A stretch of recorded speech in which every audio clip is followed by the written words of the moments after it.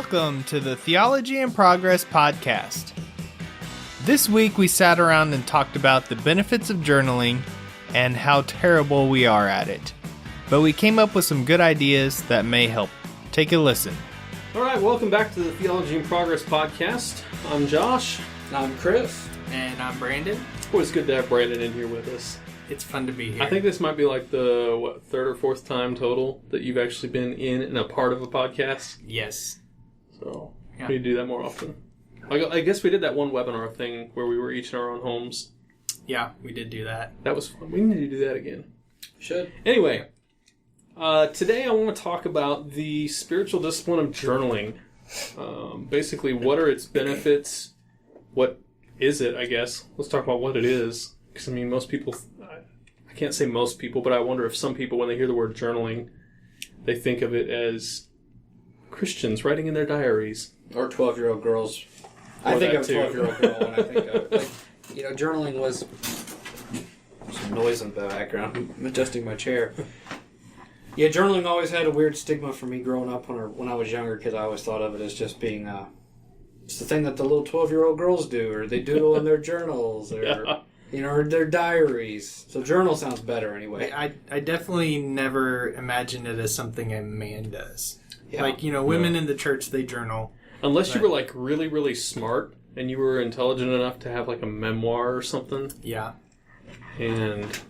Yeah, but I didn't know many 10 to 12-year-olds that were that smart to have a memoir. Oh, no. I didn't know what a memoir was. So. Yeah. I'm still not sure I know what a memoir is. So anyway, we're going to talk about journaling. Journaling. And, I've been working on a project, a little bit of a side project, called the Daily Growth Journal. And even though I've thought about, journaling as being something that's, like little girls do or that other people do, or it's not that beneficial, as I've gotten older and recognized that I was an introvert and became a lot more introspective, I recognized the value for that sort of a discipline of writing your inner thoughts down, keeping a log of them, thinking through things on paper. I didn't really realize it until I got into Bible college and seminary and really started writing papers, but writing is really just the process of thinking on paper. And it really teaches you how to think, because when you write something down, it's concrete, it's there. And so, we can think about things and have all kinds of just ideas swirling around in our heads.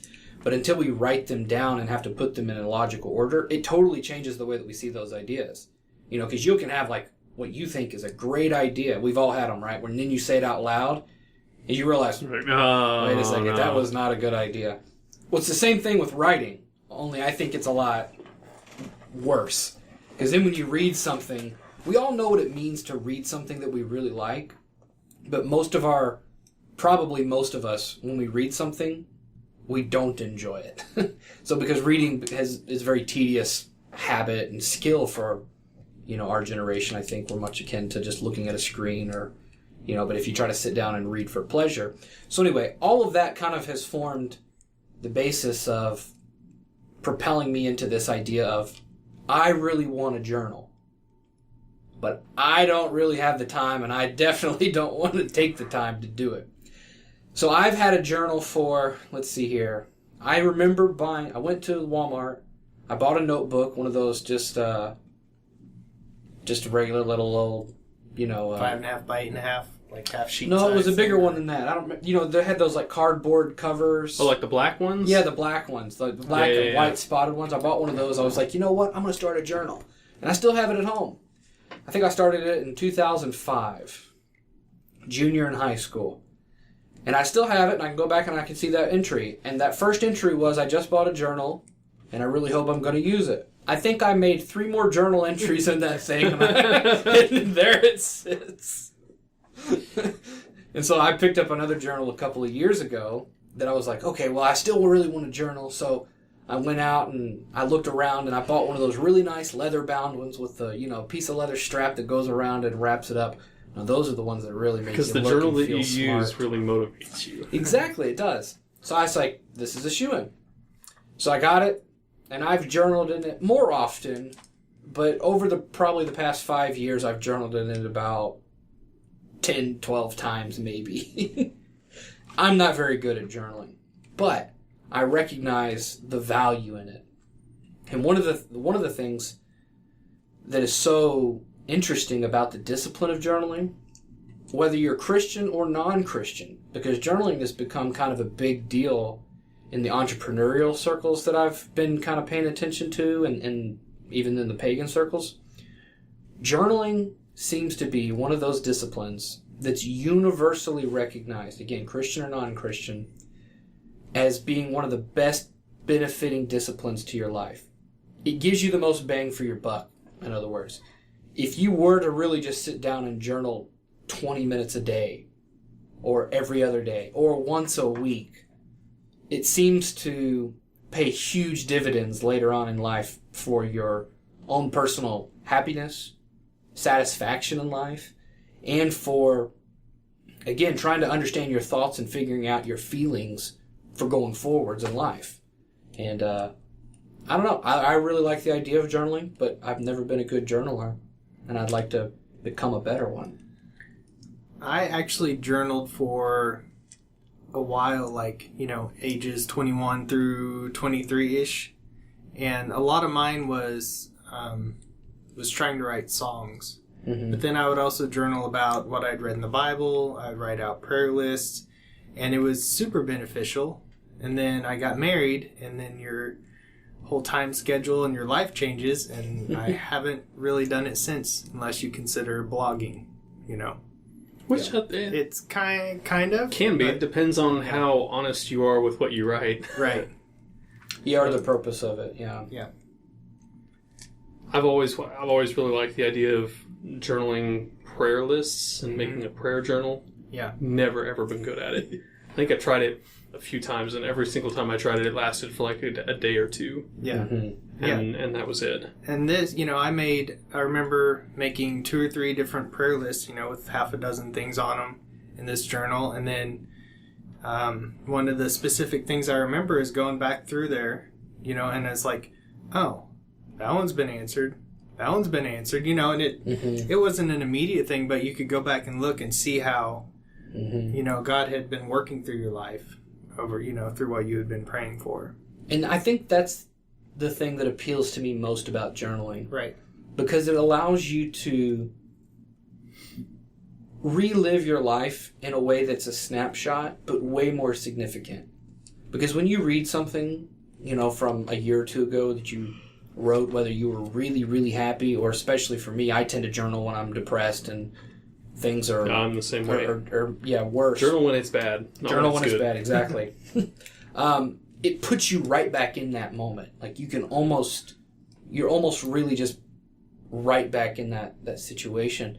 And the thoughts and feelings and emotions come up, and then you can realize, how you got out of that situation in the series of events, and you can kind of put some things together and see that either, especially that God's hand was either upon you the whole time, or maybe you were causing yourself a lot more pain than you needed to, have endured. And it's an incredible exercise, I find, of wisdom, and it's always just fun. I mean, even if nothing else, I find it fun. The problem is taking the time now to write. Right. And so let me ask you though, Brandon, because you journaled for a significant amount of time. Yeah, it seems like I have the most practical experience. Sounds like which it. surprises me. So why?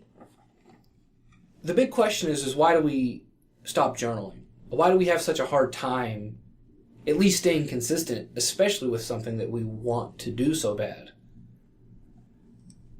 So, you said the situation, and you got married and your time schedule changed. Right. So what is it about your time schedule that kept you from journaling? I don't know. I think it just became a thing where I wasn't just sitting alone in my room every night. Mm-hmm. If we had friends over, they would go home 7 or 8 o'clock, and then 8 o'clock until 2 in the morning or whatever, I would be, You know, it'd be me and my roommate, but he'd be doing his thing and I'd be doing my thing, and there was a lot of time to journal, to think about stuff. You know, I'd just write down what I was thinking. Like I said, I would write songs, or at least write out lyrics for songs. And I think a big part of it, getting started with journaling, I think, was writing the songs. And then it got to where I just started writing down my thoughts. And then, you know, if I read something in the Bible that particularly jumped out at me, I would, you know, write about it. So, yeah, I think just... So for you, it was a little bit more of a spontaneous activity than a... it was never really a discipline. I mean, I did it frequently, you know, several times a week, but it wasn't always you know, every night I'm going to sit down at 10 o'clock and write out, you know, how things went today. Yeah. That's a good point. I think that holds us back. I built journaling up in my head to be something very big and almost glamorous. Right. History comes to us in the form of journals most of the time. Yeah. It's really amazing to see how much we know about George Washington or Thomas Jefferson or Alexander the Great, whomever it may be, because of what they've written in their journal. Or because of what other writers have written very much journalistically, right? I mean, sometimes this stuff comes to us in the form of journals. And I kind of can psych myself out when I sit down, especially in front of a journal that's all nice and leather and really looks fancy. It makes you feel like I've got to put something really worthy down on this journal. One, because the journal is nice. And two, because I'm egotistical enough to think that journaling, you know, my journal is going to be George Washington's journal one day or something. And that's why you get the nice leather ones. That's why you get the nice... So they survive, and then it looks really cool. That's right. No, but, you know, you read stuff from... me and Josh, we were talking about it a couple months ago now, I think. Who was the guy? We got to talking about his... You did a whole bunch of book studies on him. Or you studied him for a while. Lewis? No. The other guy from, he was a Puritan pastor. John Owens? John Owens, yeah.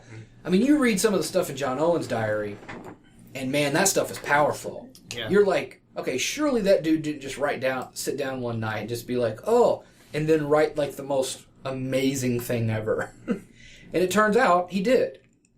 But if you actually go and look at other parts of his journal, he wrote horrible things as well. Yeah. And you see that he struggled, and life wasn't all good. He wasn't spinning gold every time he sat down at his journal. And in fact, he would probably say something like, and this is most people, you've got to write through the bad stuff to get to the good stuff. If we're talking about, being able to put down the super poetic things that one might think about when we think about somebody else's journal. I would like to see how much of John Owens' stuff was actually like recorded for publishing today. Like how many of his works or how much of his journaling stuff do we actually have? Because a lot of the stuff, I mean, you're right, there are some things, but it seems like there's way more gold than there is junk. Are you saying you're wondering if he intended for it to be published later on, or? Well, there's some stuff it's really clear that he did intend to be published, but it would just be nice to know the ratio of junk to gold. Yeah, that's true. Yeah. Or he might have kept different personal journals. And that's what I'm saying. When you're a writer, sometimes it's hard to distinguish when you're journaling and when you're writing, because the two end up just blending. Right? I mean, good writers bear their souls, and this is why some of our blog posts can be very much almost like journal entries in some cases, because they're personal issues that we've dealt with, and we write about them, and we sprinkle in theology, and then it's a blog post, so we have the benefit of going back and editing them, and that's, sort of the purpose. So they're a little bit more polished, but one of the biggest lessons that I've learned about journaling that is so liberating but so hard to kind of grasp if you want to begin this practice is it's your journal. Right. Do it however you want. And that sounds really nice and good, but I can't help but think in the back of my head, somebody is going to read this. My kids will read it one day, you know. I mean, somebody will read this. So how much? So I journal and code half the time. I do the same thing. I use really vague words. Yeah. Something that only I would know. That's right. I'm just still super paranoid. But I have found, even if you kind of devise your own system of, you know, journaling, or, you know, maybe we're not all sophisticated like Leonardo da Vinci and we can journal backwards. Which I watched a documentary. Total side note. This is like distraction major. Yeah, go ahead. Watched the documentary though. Some people believe he was dyslexic and can prove that dyslexics can write and read backwards like that. Huh. Especially if they're left-handers, more easily than non-dyslexic people. That's And interesting. so they wonder if Da Vinci was doing that not because he was trying to write in code, but because it was easier for him because he was dyslexic and left-handed. Oh, that'd be I interesting. heard it was just because he's left-handed and he didn't like to smudge the paper. I've heard that too, Yeah, I don't know. but anyway. Okay, so That's interesting. writing in code in your journal. Yes. Yeah, but, you know, just to at least abandon your self-consciousness about what you're writing and what you're doing, just to, like, literally write. Because here's the other awesome benefit that I found writing a journal does for you, and it's what we talked about, Josh. You write when it's bad. And that's probably the best thing that journaling can do is it empties your soul. You know, it's literally that. It's kind of like venting to another person, you know, when you're really angry and you just have to go and tell somebody, and you go and you run your mouth and you say all the things that you would never say to somebody in public, and then you just feel better. That's what journaling lets you do, but in a lot of ways at a deeper level. So you get to get all that stuff out, and then you can continue to reflect on it if you want. And then what I think is the next great benefit of journaling is then you can give it to God afterwards. Right. Yeah, especially if we're talking about the spiritual discipline of journaling and using it for spiritual growth. Because, like you mentioned earlier, a lot of entrepreneurs lately and a lot of really successful, in terms of the world's definition of success, like self-help type people. those kind of people are really into journaling right now. Yes. And they're not doing it for spiritual growth. Not in the Christian Not sense. in the Christian sense of spiritual growth and Exactly. becoming more like Christ. Yeah, no. Glenn Exactly. Beck encourages people to journal, you know, for Oh, yeah. like what you've said, to keep a record of history. Mm-hmm. But of course, he believes that, you know, our history is going to be whitewashed eventually, and Yeah. which, you know, He but might yeah, not his be is wrong, a little. but He might not be wrong, but yeah, his is a Well, and little I different think- approach. I don't want to go down this rabbit hole, but I mean, it's is very true, right? I mean, this is what history is built on: is people's journals. These are the first-hand accounts of what happens. I listen to one of my favorite podcasts. I'm just going to go ahead and plug them, so you know, next time he can pay us for it. But it's Dan Carlin's Hardcore History, and I'm listening to. It's a 5-part series on the First World War, and it is incredible how much of the actual stuff we know about the battles just come from the officers' journals that survived the war. I mean, those are the sources of how we know what happened on the battlefield. Yeah. Is from the survivors' memoirs or Many journals. people from the cavalry died here, and they flanked us, or whatever. Yeah, you yeah, know, exactly. just all that kind of thing. And yeah, and this is what our life was like, living in the trenches, of using the bathroom in German helmets and having to toss it out. I mean, just super Which graphic is kind of stuff. funny because if you think about it, how else would we know about that? Right. No, exactly, because the generals aren't keeping track of that. No. They're just going to be like, oh, well, this many people died, and we sent in this people. And I mean, that's the bigger, broader view of it. And we need, you know, when we read the generals, Churchill's diaries and things like that he wrote about the war, and then we get that picture too. But if you really want to get the intimate stuff, what it looked like for that man that was writing his last letter home to his wife and only child, you know, to let them know that in 15 minutes I'm going over the hill, and it's probably my last 15 minutes on Earth.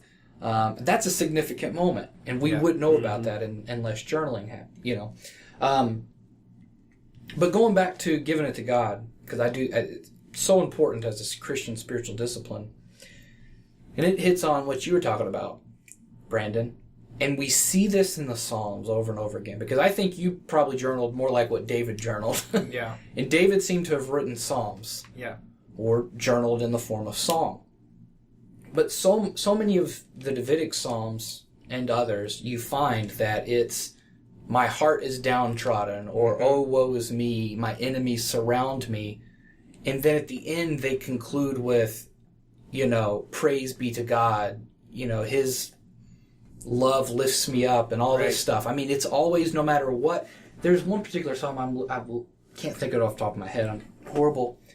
But it's like a whole giant just rant against God. Almost in like a Jobian form. Like kind of how Job argued and railed against God. And then it's like last two stanzas are just, blessed be the name of the Lord. Right.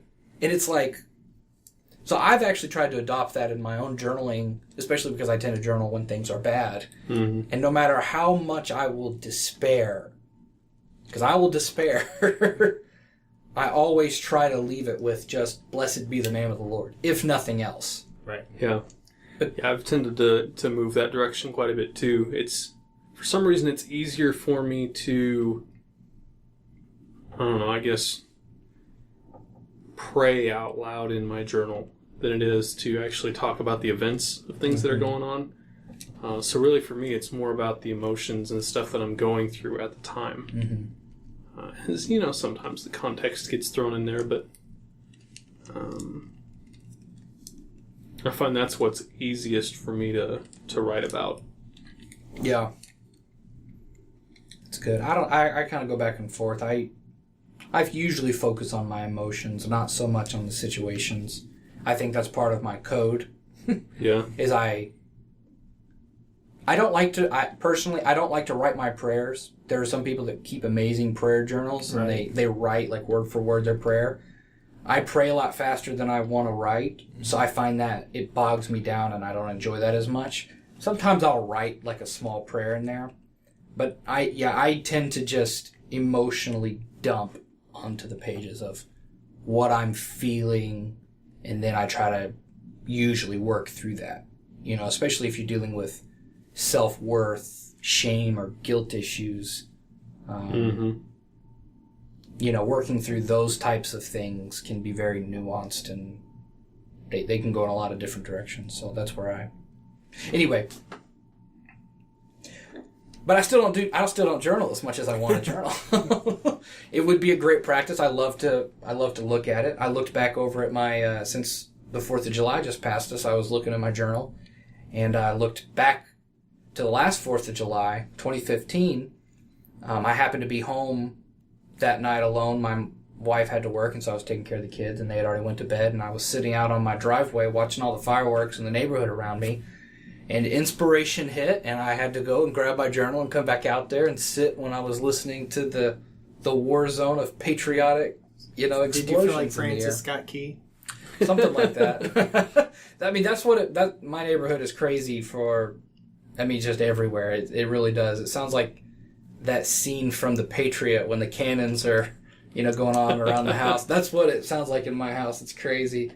But, so I read that recently, and I was just like, I was right back there a year ago. Couldn't even believe that it had been a year ago. And I had maybe made 3 or 4 entries since then in a year. And that really frustrates me. Well, I came across a secular journal that I loved the idea of. And it's called the 5-Minute Journal. Great looking journal. If you're an entrepreneur, or if you just wanted some like self-help stuff, I think it'd be like a great journal for just general gratitude, joy, happiness. That's all the stuff that it like boasts that it'll help you do. And I looked at that and I said, I want a Christian version of that. A journal that would only take me 5 minutes to fill out. It's not a priority, because that's another thing.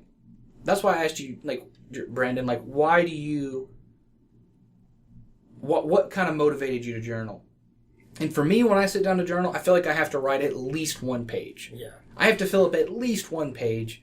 And then sometimes I kind of want to fill up a page spread, right? Because Otherwise, like, what's the point in journaling? I don't know. It's you there, get in fill your up the own, space. you get in your own head about it, and it's you shouldn't, but it's a problem. I've had 24 hours and all I can write is 2 sentences. Exactly. How worthless am I? Exactly. What have I been doing all day with my life? Exactly. Oh yeah, I was catching Pokemon. Or it can be the other way around. It's like, oh my goodness, I'm gonna write so much right now. Yeah. I don't nearly have time because I need to go to bed and I don't have an hour to just sit down and write.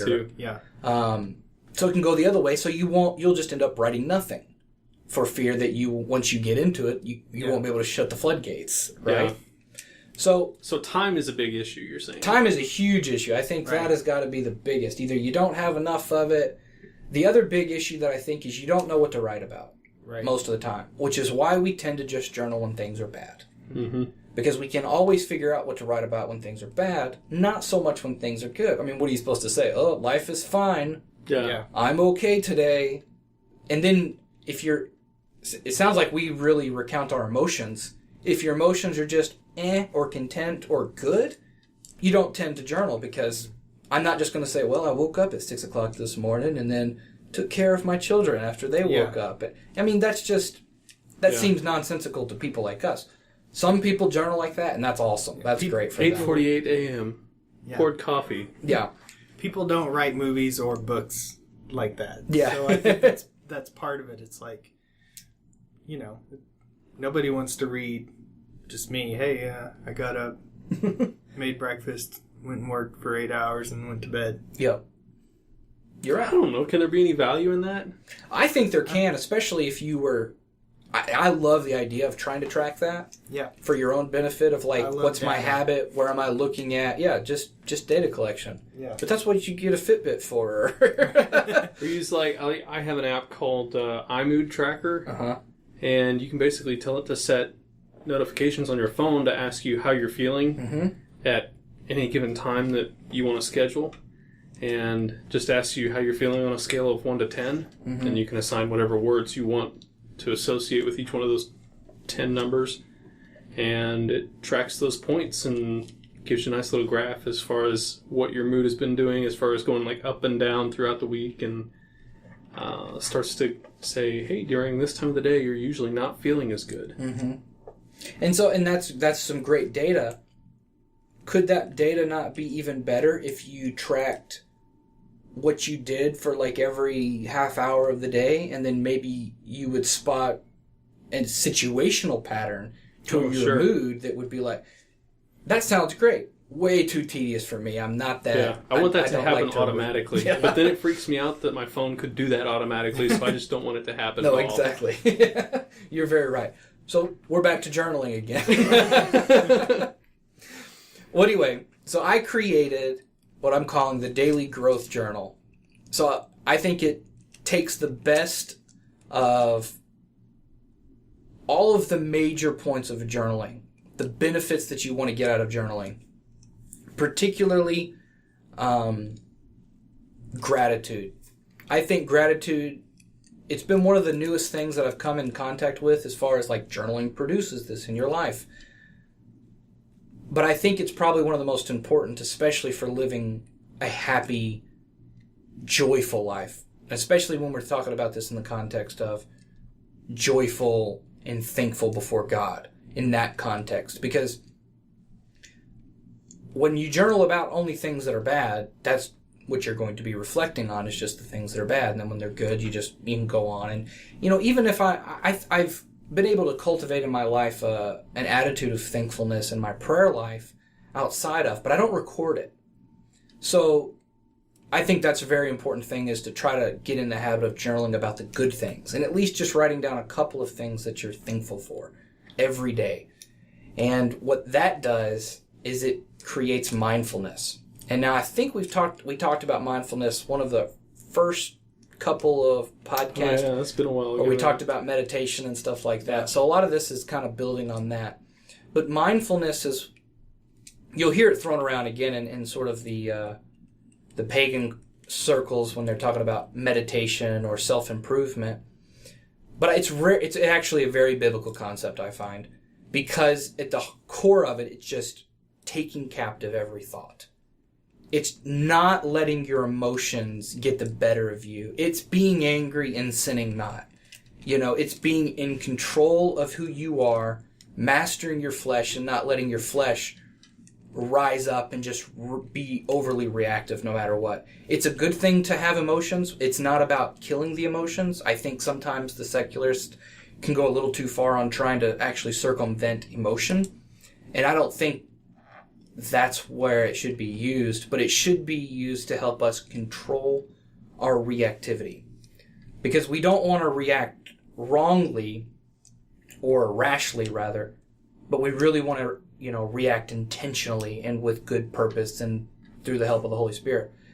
And so journaling, it doesn't seem like journaling would be able to help you do that. But if you're recounting your thoughts and certain activities of the day, every day, what you're going to do is you're going to start getting yourself in the habit and mindset of saying, of paying attention to those things more.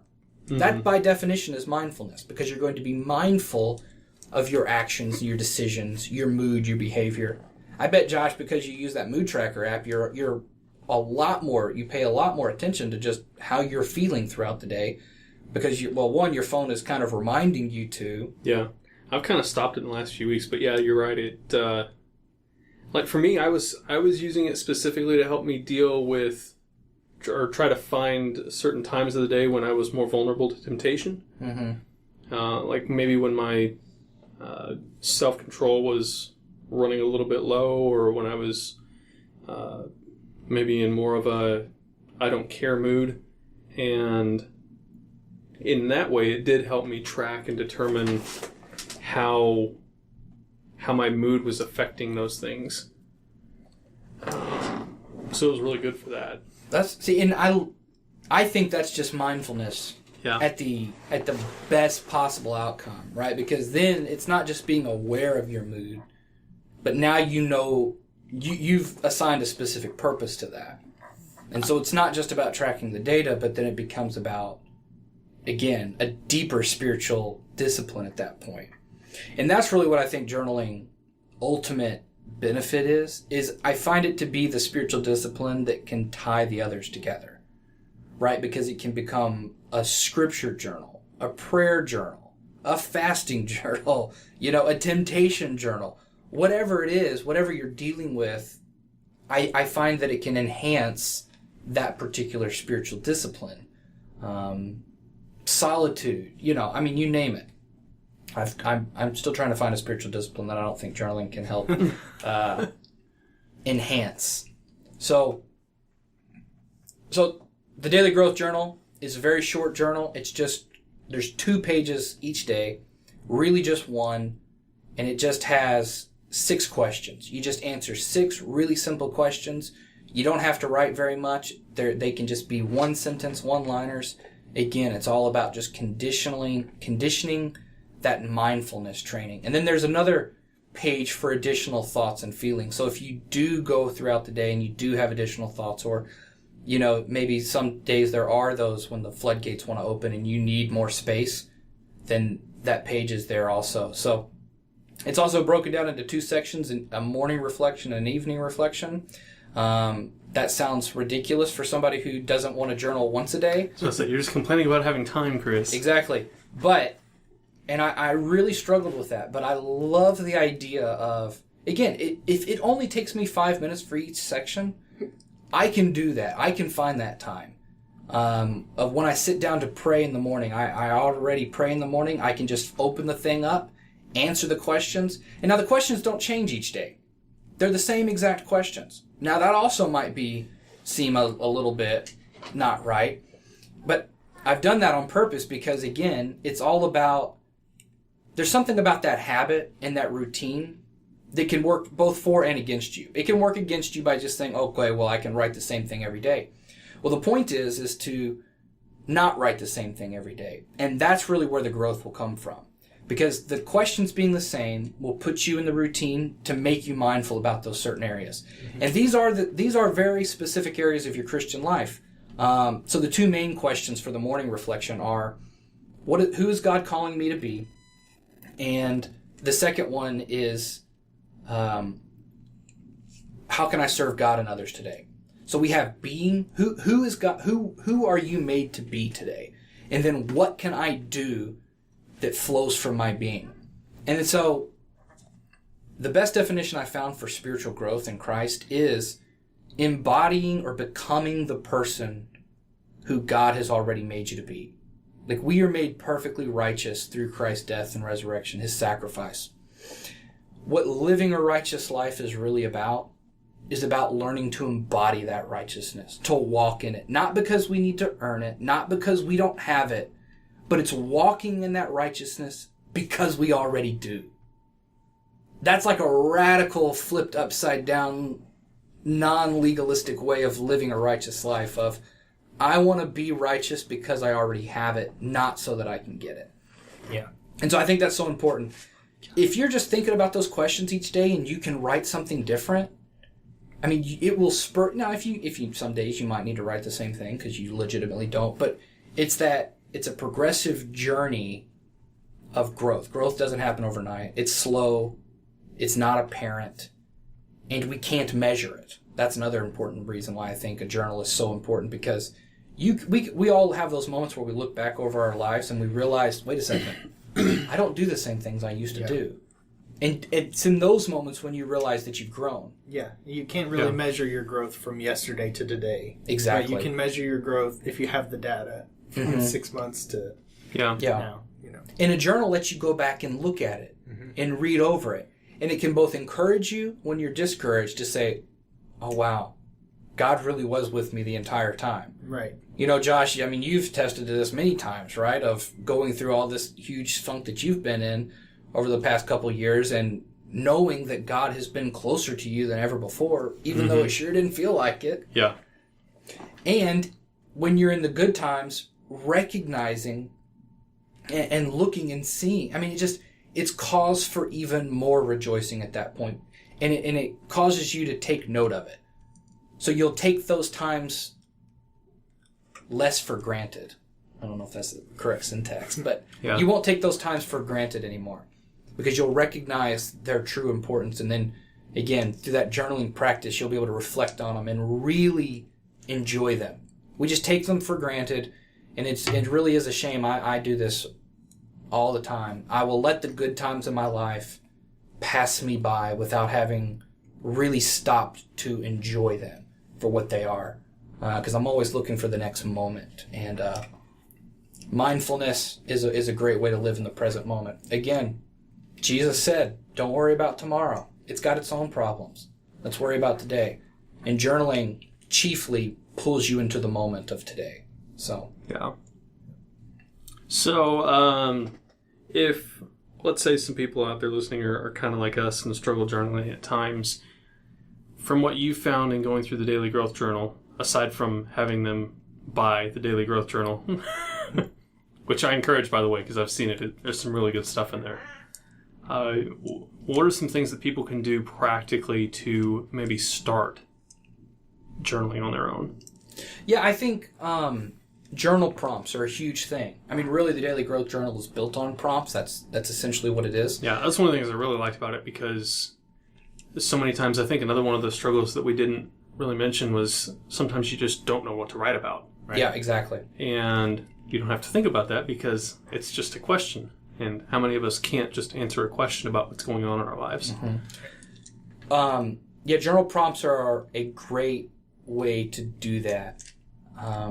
There's some amazing journal prompts out there. You can just simply Google journal prompts. We have a whole blog post about journal prompts. You can download a list. You can go there and download a list of, I think it was the top 10 of my favorite journal prompts. I've got even more. And I would encourage you to just pick a journal prompt and try to write just a few sentences. Don't try to write a lot. Don't let perfection become the enemy of progress. You just start somewhere and then let that flow. So if it's just a normal spiral notebook, scrap piece of paper, computer, I also find, I journal on paper, but I also journal on computer. And I just go back and forth depending on whatever my mood is. I try to do it on my phone a lot. There's another app called a Day One Journal, which I think costs money now, but I got it back when it was free. And it's super nice. You just pop up, you hit the little plus icon to add a new entry, and then it's just a big window right there with the keyboard in front of you, and Yeah. just type a quick note, and you're on your way. Yeah. It's really not good for long stuff, but Sure. for the quick stuff. You know, and if you don't want to buy the Daily Growth Journal, I encourage you. You can just go to dailygrowthjournal.com and then look at my questions. They're already there. There's no reason to actually buy the journal other than it keeps everything in order. And then there is more than just the... I was about to say, you do have the... it does break it up through the week. So, like, the main pages throughout the week are the same, but then each week is different, and then there's a small teaching and challenge attached to each week as well. So there is a little bit of variety and more benefit for buying the journal. But if you just want to know, like, what it is, the daily questions that I'm asking, you can take that stuff and run with it if you want. You don't have to buy the journal for that. And I don't know. I can attach another list of... I found a whole slew of other prompts and questions and introspective things that we can put in the show notes for this podcast, because I just recently came across them. I'm like, oh man, I'm already thinking about Daily Growth Journal 2.0 and how I'm going to make this even better and stuff like that. So good journal prompts are never in short supply. The key is just to start somewhere and then begin. Here's a good journal prompt to just get you started if you don't know what it is. Ask yourself, what is my purpose in life? What is it that God has called me to do with my life? I find that to be the most consistent question that I ask personally. It's the thing that I struggle with the most. And, I mean, in a lot of ways, I guess that is just the classic, what's the meaning of life type question. But really focus on that, prayerfully considering that question. Not just, searching for it on your own, but how is it that I can bring glory to God through my life? Yeah. That's really what the focus of the question is. And if you got trouble thinking deep on that level and trying to come up with answers to that right away, I don't know, maybe it's a good idea to just go through and start tracking your mood and tracking your regular activities. Mm-hmm. Find out. Just become aware of the things that you like, you don't like, the things that you're good at, the things that you're not good at. That's exactly what I was going to say. Use that information to, I don't know, help. Use that information when you go to God and say, how is this all fitting together? Exactly. What are your favorite hobbies? Why?